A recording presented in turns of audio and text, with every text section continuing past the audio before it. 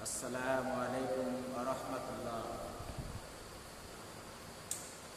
নাহমাদুহু ওয়া নাস্তাঈনুহু ওয়া নাস্তাগফিরুহু ওয়া নাউযু বিল্লাহি মিন শুরুরি আনফুসিনা। মান ইয়াহদিহিল্লাহু ফালা মুদিল্লা লাহু ওয়া মান ইউদ্লিলহু ফালা হাদিয়া লাহু। ওয়া নাশহাদু আন লা ইলাহা ইল্লাল্লাহু ওয়াহদাহু লা শারীকা লাহু ওয়া নাশহাদু আন্না মুহাম্মাদান আবদুহু ওয়া রাসূলুহু। ওয়া ক্বালা তাআলা ফী শানি হাবিব ইন্নাল্লাহা ওয়া মালাইকাতাহু ইউসাল্লুনা আলান নাবিয়্য ইয়া আইয়ুহাল্লাযীনা আমানু সাল্লু আলাইহি ওয়া সাল্লিমু তাসলিমা। আল্লাহুম্মা সাল্লি আলা মুহাম্মাদিন ওয়া আলা আলি মুহাম্মাদ কামা সাল্লাইতা আলা ইব্রাহিম ওয়া আলা আলি ইব্রাহিম ইন্নাকা হামিদুম মাজিদ। আল্লাহুম্মা বারিক আলা মুহাম্মাদিন ওয়া আলা আলি মুহাম্মাদ কামা বারাকতা আলা ইব্রাহিম ওয়া আলা আলি ইব্রাহিম ইন্নাকা হামিদুম মাজিদ। আলহামদুলিল্লাহ, সকল প্রশংসা সে মহান রাব্বুল আলামিনের, যে মহান রাব্বুল আলামিন আপনাদেরকে এবং আমাকে সপ্তাহের শ্রেষ্ঠ দিন জুমার দিন, জুমার প্রথম ভাগে মসজিদে আসার তৌফিক দিয়েছেন। এজন্য আমরা শুকরিয়া আদায় করি, বলি আলহামদুলিল্লাহ। আমরা বিগত সপ্তাহে একটা বিষয় আমরা আলোচনা শুরু করেছিলাম, সেটা হচ্ছে যে পৃথিবীতে আযাব এবং গজব আসার কারণ কি। তো আজকেও ইনশাল্লাহ আমরা সেই বিষয়ের উপর আলোচনা করব। গত সপ্তাহে আমরা 4টা পয়েন্টের উপর আলোচনা করছিলাম এবং এটা হচ্ছে তিরমিজি শরীফের হাদিস। তো সে হাদিসের আলোকে এখানে 13টা পয়েন্ট আছে, সেই 13টা পয়েন্টের উপরে আমি আলোচনা করব ইনশাল্লাহ। তো দেখেন, আমাদের বর্তমান অন্তর্বর্তীকালীন সরকারের প্রধান ডক্টর মোহাম্মদ ইউনূস, উনি কিন্তু বর্তমানে যে আজারবাইজানের রাজধানী বাকুতে জাতিসংঘের যে সম্মেলনটা হচ্ছে, জলবায়ু সম্মেলন, সেই জলবায়ু সম্মেলনে উনি উপস্থিত ছিলেন এবং উনি বক্তব্য দিয়েছেন যে সভ্যতার ধ্বংসের জন্য মানুষই দায়ী। সভ্যতা বলতে এই যে পৃথিবী, এই পৃথিবী আজকে দেখেন, যে সময় শীত পড়ার কথা সেই সময় কিন্তু শীত পড়ছে না, যে সময় বৃষ্টি হওয়ার কথা সেই সময় কিন্তু বৃষ্টি হচ্ছে না, আবার যে সময় বৃষ্টি দরকার সেই সময় এমন বৃষ্টি হচ্ছে যে চারিদিকে তলিয়ে যাচ্ছে। তো এইটা হচ্ছে আসলে জলবায়ুর কারণে।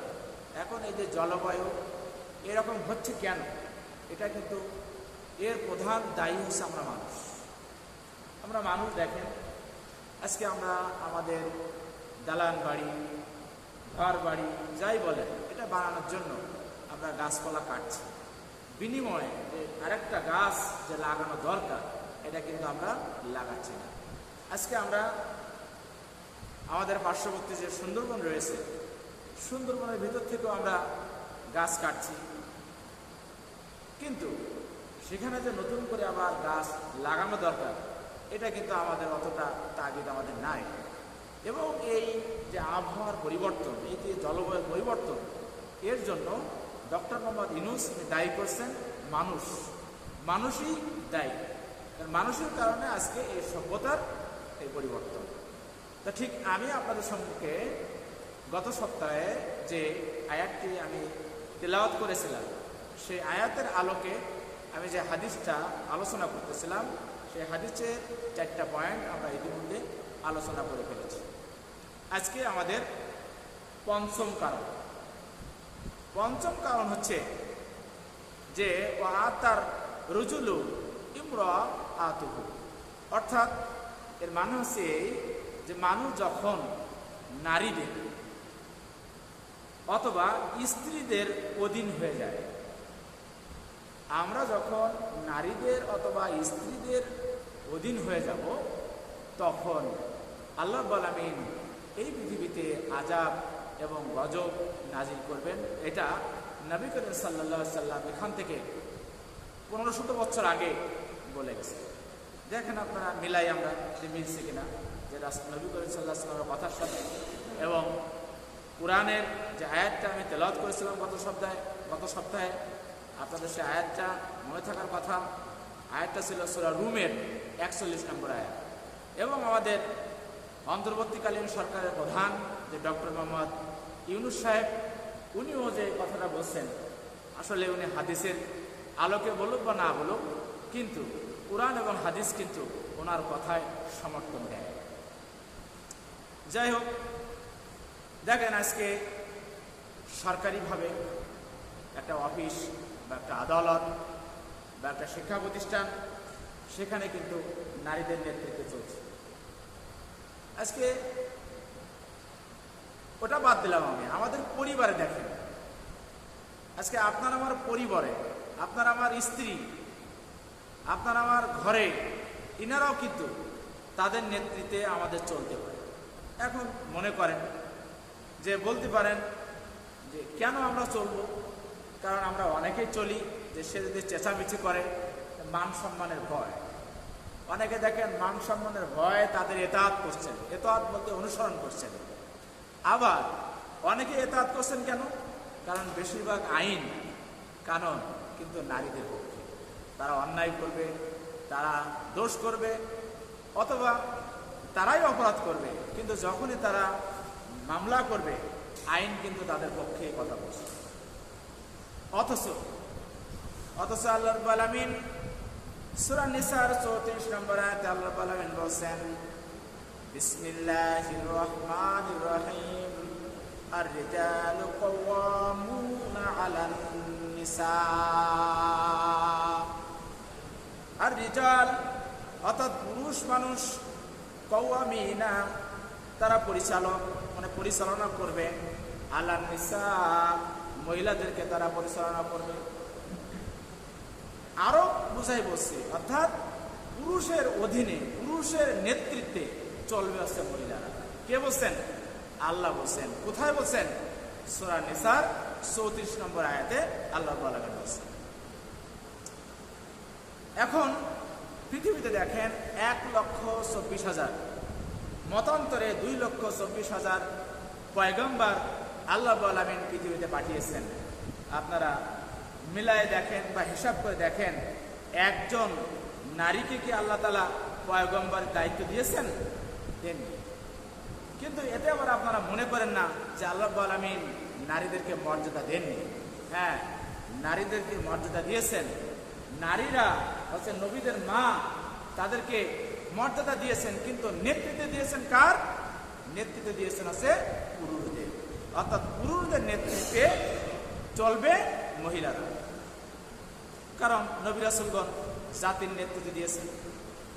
যে সমাজের, যে গোত্রে যখন যে নবী এসেছেন, তিনিই কিন্তু সেই সমাজ, সেই গোত্রে, সেই জাতির নেতৃত্ব দিয়ে আসছেন। এসব বাদ দেন। আপনি ধরেন একজন মহিলা, শহরের কথা বাদ দিলাম আমি, গ্রামগঞ্জে ধরেন অনেক মসজিদ রয়েছে এবং অনেক মহিলারাও কিন্তু ভালো কোরআন তেলাওয়াত করতে পারে। কিন্তু দেখেন এই বাংলাদেশ কেন, বিশ্বের কোথাও কি বা গ্রামগঞ্জে কি এমন কোনো মসজিদ রয়েছে যে মসজিদে নারীরা ইমামতি করে? করে নাকি? করে না। তো এখান থেকে বোঝা যায় যে নেতৃত্ব আল্লাহ রাব্বুল আলামিন নারীদেরকে দেন। যেমন মসজিদে পুরুষরা নামাজ পড়ায়, ঠিক তেমনি এই মসজিদের নেতৃত্বেও কিন্তু থাকবেন কিন্তু ইমাম সাহেব, এই মসজিদের নেতৃত্বে থাকবেন কিন্তু মুয়াজ্জিন সাহেব। এমনকি আল্লাহ রসুলের জামানায় এই যে জাতির ফয়সালা, বিচার কার্য, এগুলো কিন্তু মসজিদ থেকেই করা হতো। আল্লাহ রসুল কি করছেন? মসজিদ থেকেই জাতির বিচার, জাতির আইন, জাতির কানুন সব কিন্তু মসজিদ থেকেই করেছেন। তার মানে ইমাম মানে নেতা। কিন্তু আমরা অনেকেই কিন্তু ইমামকে, মুয়াজ্জিনকে আমরা সেইভাবে কিন্তু আমরা মূল্যায়ন করি না।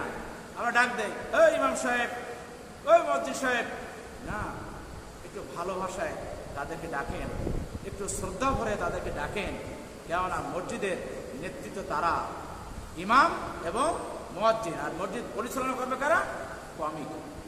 কমিটি পরিচালনা করবে। অর্থাৎ কুরআনের এই আয়াতের দ্বারা আমরা বুঝতে পারছি যে আল্লাহ রাব্বুল আলামিন নেতৃত্ব দিয়েছেন হচ্ছে পুরুষদেরকে, পুরুষদের নেতৃত্বে চলবে হচ্ছে মহিলারা।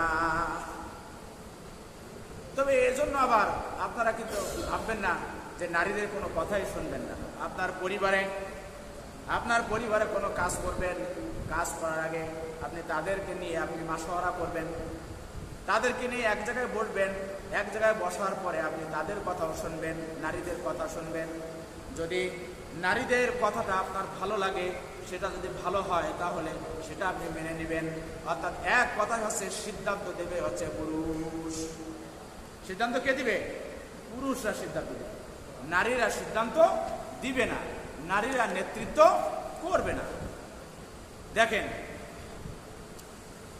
নবী করিম সাল্লাল্লাহু আলাইহি ওয়াসাল্লাম একদা একদল মহিলাদের পাশ দিয়ে যাচ্ছিলেন। তখন নবী করিম সাল্লাল্লাহু আলাইহি ওয়াসাল্লাম বললেন, মহিলাদেরকে বললেন, তাদেরকে বললেন, ও মহিলা সমাজ, তোমরা শোনো, তোমরা বেশি বেশি করে সাদকা করো, বেশি বেশি করে তোমরা দান করো, যদিও সেটা তোমাদের অলংকার হয়। অনেকের কাছে দান করার সময় টাকা নাই, অলংকার দিয়ে হইলেও দান করবে। তখন মহিলারা জিজ্ঞাসা করছে যে কেন আমরা দান করব? নবী করিম সাল্লাল্লাহু আলাইহি ওয়াসাল্লাম বললেন, আমি দেখতে পাচ্ছি অধিকাংশ মহিলারা আছে জাহান্নামী। তখন মহিলারা বলছে, ইয়া রাসূলুল্লাহ, ইয়া হাবিবাল্লাহ, আমরা তো নামাজ পড়ি, আমরা রোজা রাখি, তাহলে আমরা কেন অধিকাংশ আমরা জাহান্নামী হব? নবী করিম সাল্লাল্লাহু আলাইহি ওয়াসাল্লাম বললেন যে দুটি কারণে তোমাদেরকে জাহান্নামে যেতে হবে। দুটি কারণ। কয়টা কারণ? দুটি কারণ। দুটি কারণে তোমরা অধিকাংশ জাহান্নামী হবে। তার প্রথম কারণ হচ্ছে যে তোমরা, এক নম্বর কারণ হচ্ছে তোমরা বেশি বেশি করে তোমরা লানত করো। লানত মানে অভিশাপ দেয়, কোনো কাজ না, কথা না। হ্যাঁ, দেখা যাচ্ছে মেয়ে একটু অন্যায় করছে, ছেলে একটু অন্যায় করছে, বলছে তুই মরিস না, তুই মরতে পারিস না বলে বলছে। একদম পার্শ্ববর্তী দেখা গেল একজনের সাথে ঝগড়া হলো, বলছে যে আল্লাহ তাআলা এত মানুষের ডেঙ্গু দিচ্ছে, তোরা ডেঙ্গু দেয় না কেন? এখন তো ডেঙ্গুর সময়, আলোচনা তো আমাদের ডেঙ্গুর উপরেই এই আলোচনা, এই বলে দিল। তাহলে এই যে অভিশাপটা দিল, এই অভিশাপটা দেওয়া যাবে না। বা সন্তানের প্রতিও দেখা যাচ্ছে অভিশাপ দিল, দেওয়া যাবে না। মিজানুর রহমান আজহারি, আপনারা মিজানুর রহমান আজহারি যদি ওয়াজ শোনেন, দেখবেন ওনার একটা ওয়াজে আছে যে কাবা শরীফের ভিতরে 12 জন ইমাম রয়েছে। এই 12 জন ইমামের মধ্যে একজন ইমাম রয়েছে, সে হচ্ছে কালো, নামটা হচ্ছে আলকানি সম্ভবত। তো লোকেরা জিজ্ঞাসা করা হলো, একজন লোক জিজ্ঞাসা করলো যে এখানকার ইমাম সবাই তো অনেক সুদর্শন, অনেক তাদের দেখতে ভালো, কিন্তু আপনি কালো, আপনি কি করে আপনি এই জায়গায় ইমাম হলেন? তখন উনি বললেন যে আমি আমার মায়ের বদদোয়ায় আমি এখানে ইমাম হয়েছি, মায়ের বদদোয়ায়। তখন লোকেরা বলল, আরো উৎসাহী হয়ে গেল, কিরকম?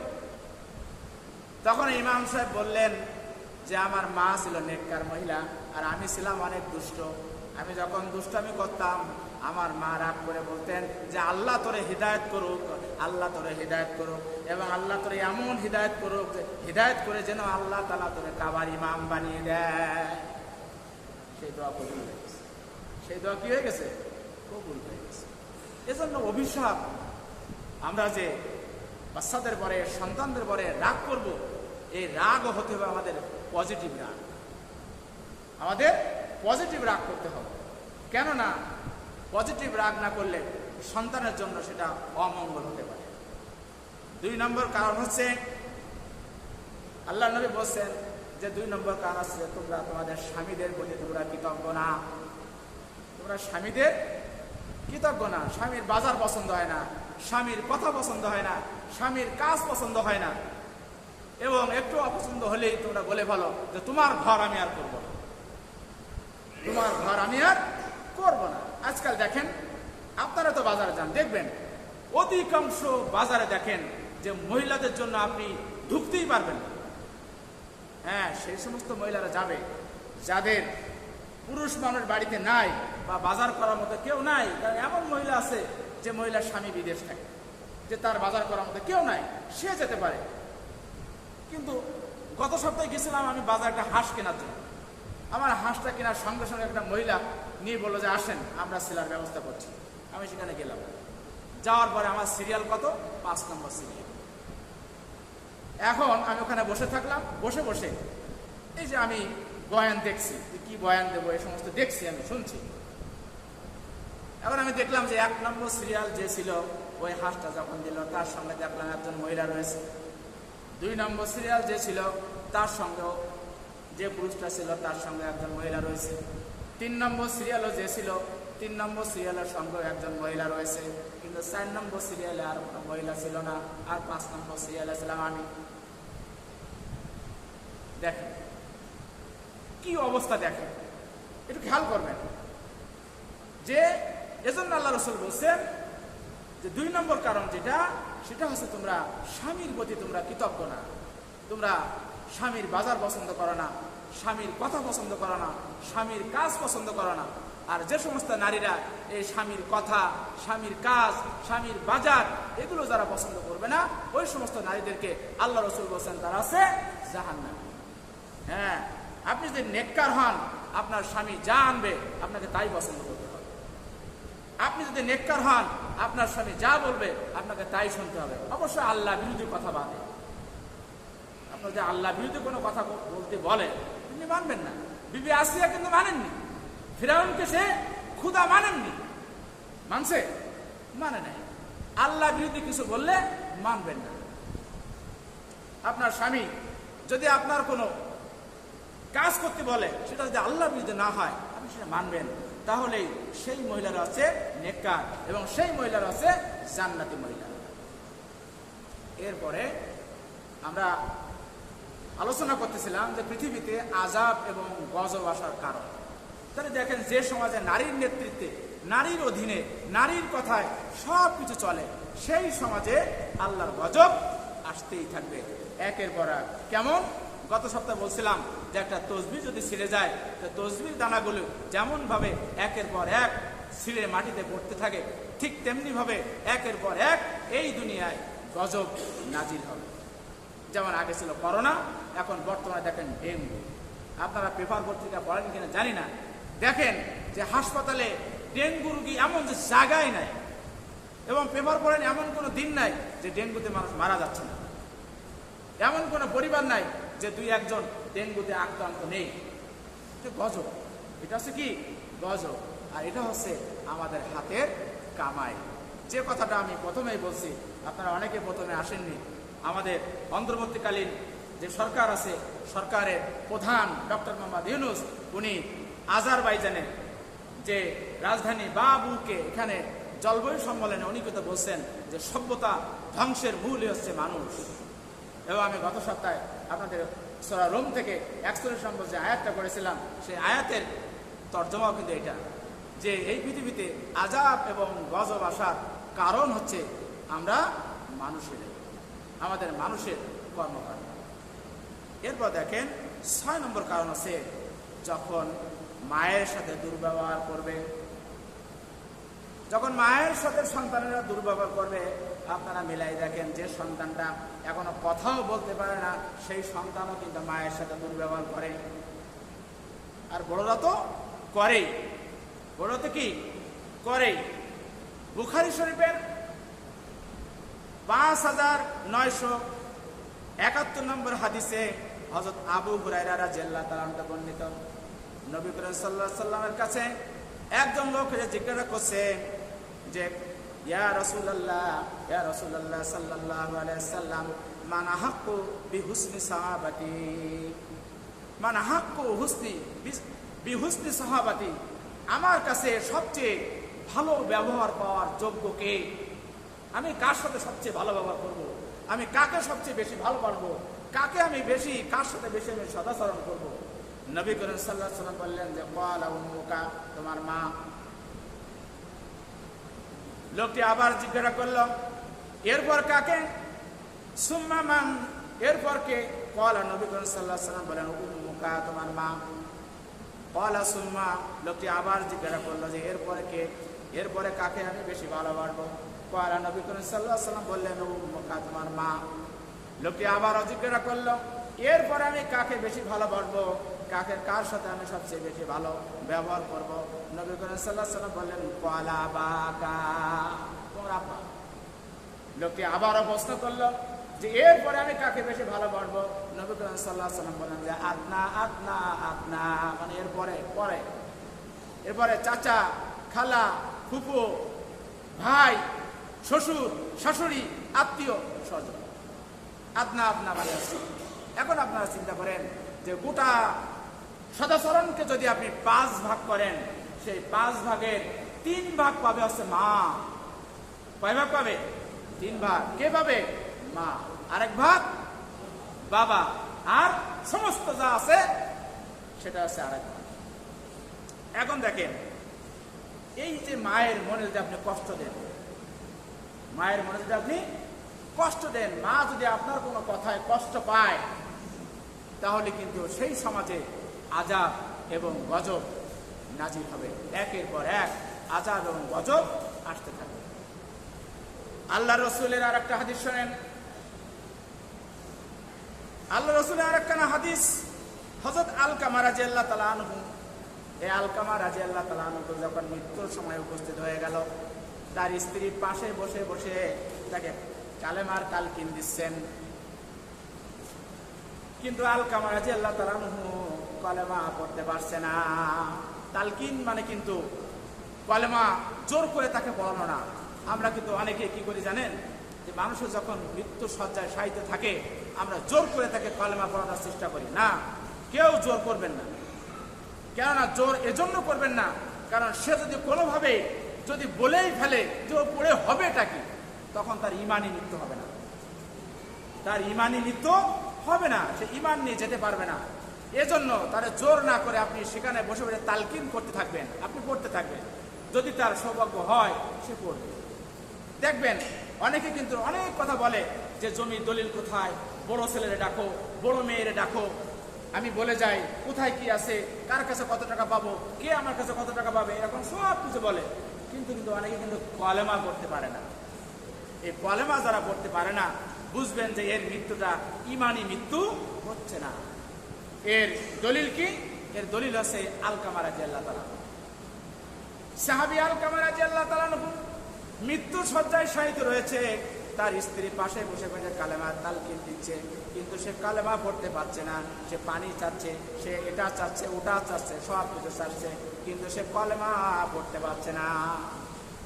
আল্লাহ রসুলের কাছে খবর দেওয়া হলো যে ইয়া রাসূলুল্লাহ, ইয়া হাবিবাল্লাহ, আপনার সাহাবী আলকামা রাদিয়াল্লাহু তাআলা আনহু সে মৃত্যু শয্যায় শায়িত রয়েছে, কিন্তু তার মুখ দিয়ে কালেমা বের হচ্ছে না, সে কালেমা পড়ছে না। সে সব কথা বলছে কিন্তু সে কালেমা পড়ছে না।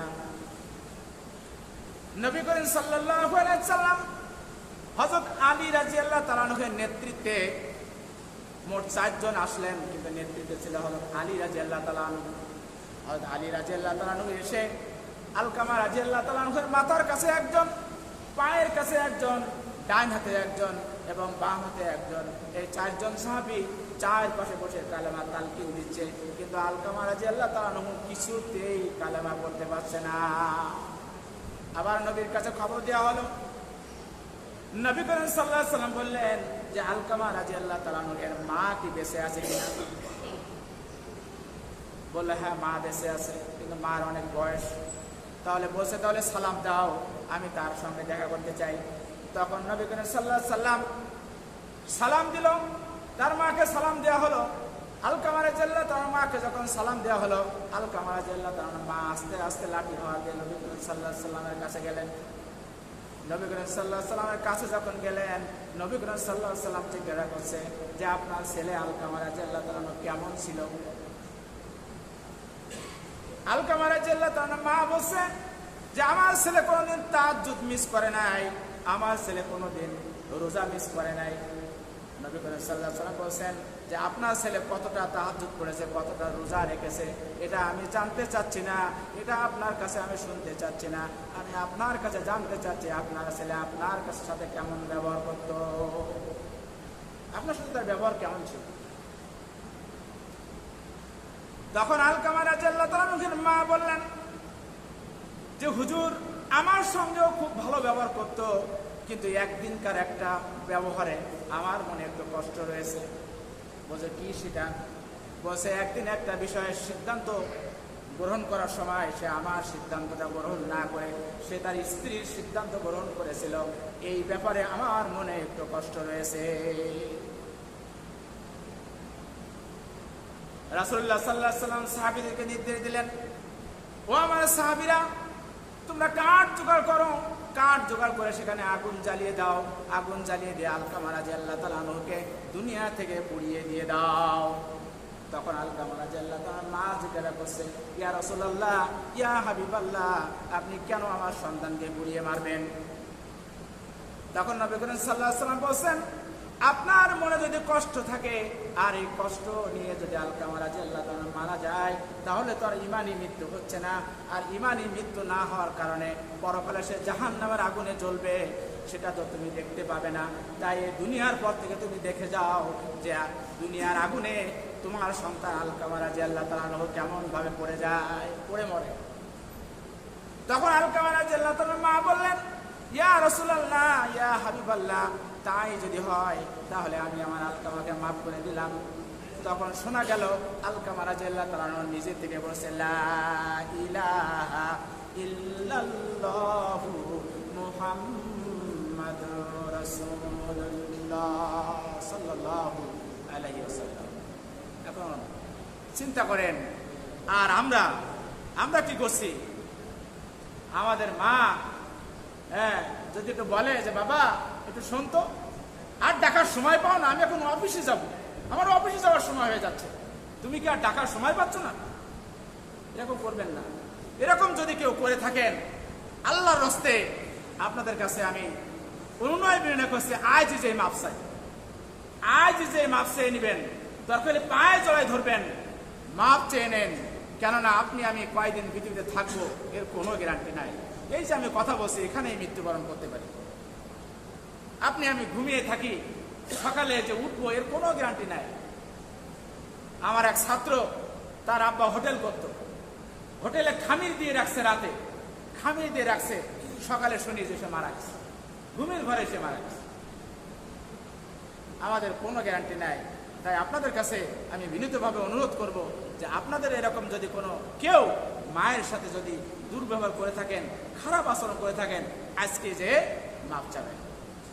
আল্লাহ রাব্বুল আলামিন কি বলছেন? আল্লাহ রাব্বুল আলামিন বনি ইসরাইলের আয়াত নম্বর 23 এবং 24 নম্বর আয়াত আল্লাহ পাক বলছেন, ওয়াকাদা রাব্বুকা আল্লা তা'বুদু ইল্লা ইয়্যাহু ওয়া বিল ওয়ালিদাইনি ইহসানা ইম্মা ইয়াবলুগুন্না ইনদাকাল কিবারা আহাদুহুমা আও কিলাহুমা ফালা তাকুল লাহুমা উফিন ওয়ালা তানহারহুমা ওয়াকুল লাহুমা কাওলান কারীমা ওয়াকফিদ লাহুমা জানাহাজ যুল্লি মিনার রাহমাতি ওয়াকুর রব্বিরহামহুমা কামা রব্বায়ানি সগীরা। এতক্ষণ তো নবী বললেন এবার আল্লাহ কি বলছেন দেখেন, আল্লাহ বলছেন ওয়াকাযা রাব্বুকা, নবীকে বলছেন ও নবী তুমি বলে দাও আমি আল্লাহ নির্দেশ দিচ্ছি যে কি তোমরা ইবাদত করবে না, আল্লাহ কিন্তু করবে তা'বুদুল্লাহ, আল্লাহকে ছাড়া অন্য কারো তোমরা ইবাদত করবে না, আল্লাহ ছাড়া তোমরা অন্য কারোর উপাসনা করবে না। উপাসনা যদি করতে হয়, ইবাদত যদি করতে হয়, বন্দিগি যদি করতে হয়, তাহলে একমাত্র আল্লাহকে করতে হবে। এরপরে আল্লাহ বলছেন ওয়াবিল ওয়ালিদাইনি ইহসানা, এবং 2 নম্বরে আল্লাহ বলছেন যে পিতা এবং মাতার প্রতি সদয় হও, তাদের প্রতি সদয় হও, মানে বেশি। এরপরে আল্লাহ বলছেন যে কোন সময় সদয় হতে বলছেন, ইম্মা, বিশেষ করে বলছেন ইয়াবলুগান্না, যখন তারা বৃদ্ধ হয়ে যাবে, ইন্দাকাল ইবারা, তোমাদের কাছে যখন তারা বৃদ্ধ হয়ে যাবে, যখন তাদের বয়স হয়ে যাবে, আহাদুহুমা, তাদের 2 জনের একজন, আও কিলাহুমা, অথবা 2 জনের একজন অথবা 2 জন যখন বৃদ্ধ অবস্থায় উপনীত হয়ে যাবে, তখন আল্লাহ বলছেন যে ফালা তাকুল্লাহুমা, তাদের সাথে এমন কথা বলো না, এমন কোন আচরণ করো না, এমন কোন ব্যবহার করো না যে তারা শব্দটা যেন মুখ দিয়ে উচ্চারণ যেন না করে, পিতা এবং মাতা যেন শব্দটা যেন উচ্চারণ না করে। ওয়ালা তানহারহুমা, এবং তাদেরকে ধমক দিবে না, ধমকের স্বরে কোনো কথা বলবে না। যদি বৃদ্ধ হয়ে যায়, বৃদ্ধ অবস্থায় মানুষ কিন্তু ছোট মানুষের মতো হয়ে যায়, মানুষের যখন বয়স হয়ে যায়, মানুষ যখন বিছানায় পড়ে যায়, ওই সমস্ত মানুষরা কিন্তু আচরণগুলো ছোট মানুষের মতো হয়ে যায়। যেমনিভাবে আমাদের এই সন্তানরা রয়েছে, এই সন্তানরা যেরকম ছোট মানুষ, তারা যে আচরণ করে, মানুষের যখন বয়স হয়ে যায় তখনও তারা কিন্তু ওরকম আচরণ করবে। ওরকম আচরণ যদি আপনার আমার পিতা মাতা যদি করে, তাহলে ধমকের সুরে কোনো কথা বলা যাবে না। কে বলছে এই কথা? কে বলছে? আল্লাহ। কে বলছেন? আল্লাহ। আমার কথা কি আপনারা বুঝতে পারতেছেন? মানে শোনা যাচ্ছে ভালো? আল্লাহ বলছেন যে ধমকের স্বরে কথা বলা যাবে না। এবং আল্লাহ তাআলা আরো কি বলছেন? বলছেন যে ওয়াকফিদ, নত হয়ে যাও, তুমি নত হয়ে যাও, তুমি বিনয়ী হও। লাহুমা জানাহাত জুল্লি, তাদের জন্য তুমি বিনয়ের স্বরে, যেমন ভাবে বিনয় হয়ে, কেমন ভাবে বিনয় হতে পারে, মিনার রহমা, রহমতের সাথে, দয়ার সাথে, সহানুভূতির সাথে তুমি বিনয় প্রকাশ করো। আর আল্লাহ বলেন, আরো বলছেন ওয়াকুল রব্বিরহামহুমা কামা রাব্বায়ানি সগীরা, এবং তাদের জন্য যে কি দোয়া করতে হবে সেই দোয়াটাও তিনি শিখিয়ে দিয়েছেন যে ও আমার আল্লাহ, আমার পিতামাতা ছোটবেলায় যেমনি ভাবে আমাকে লালন পালন করেছে, আমাকে তুমি তৌফিক দাও আমি যেন তাদেরকে ঠিক তেমনি ভাবে লালন পালন করতে পারি। আল্লাহর কথা। এবং যে সমাজে তাহলে এই মায়ের সাথে দুর্ব্যবহার করা হচ্ছে, ওই সমাজে, ওই জাতির মধ্যে, ওই দেশের মধ্যে আল্লাহর আযাব এবং গজব একের পর এক নাজিল হতে থাকবে। তাহলে আসুন আমরা যারা এই রকম পাপের ভিতরে আছি, আমরা আজ থেকে তওবা করে আমরা ফিরে আসি। হযরত উমর রাদিয়াল্লাহু তাআলা আনহু 34 বছর বয়সে ইসলাম ধর্ম গ্রহণ করেছিলেন। তারপরও দেখেন তিনি অর্ধ জাহানের খলিফা ছিলেন, অর্ধ পৃথিবী শাসন করেছেন। এবং কি বলা হয়েছে, যদি কেউ নতুন করে নবী আসতো তাহলে সেই নবী হতো হযরত উমর রাদিয়াল্লাহু তাআলা। তাহলে আপনি এবং আমি যদি তওবা করে ফিরে আসি, তাহলে আল্লাহ রাব্বুল আলামিন আপনাকে এবং আমাকেও মাফ করবেন। ওমা তাওফীকি ইল্লা বিল্লাহ। যা বললাম আমি যেন আমল করতে পারি, আমার জন্য দোয়া করবেন। আসসালামু আলাইকুম ওয়া রাহমাতুল্লাহ।